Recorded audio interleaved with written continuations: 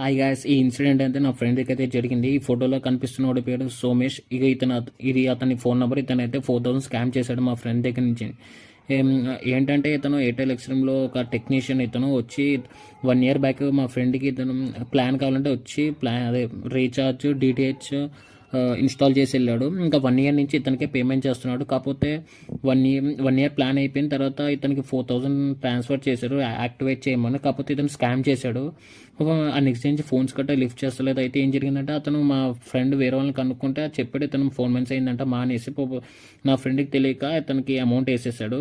అలాగే ఆ ఏరియాలో 50,000 స్కామ్ చేశాడంట ఇతను. ఇది ఎయిర్టెల్ ఎక్స్ట్రీమ్ వాళ్ళ ప్రాబ్లమే అని అతను కాల్ సెంటర్కి ఫోన్ చేసినా సరే కొంచెం ఏ రెస్పాన్స్ అయితే ఏం లేదు. కాకపోతే చెప్తున్నాను, ఇతని గురించి తెలిస్తే నాకు కింద కమెంట్ చేయండి. ఇది అతని ఫోన్ నెంబర్. సో ఎవరికి అంత ఈజీగా ఆన్లైన్ ట్రాన్సాక్షన్ అయితే చేయకండి, డైరెక్ట్గా క్యాష్ ఇవ్వండి. సో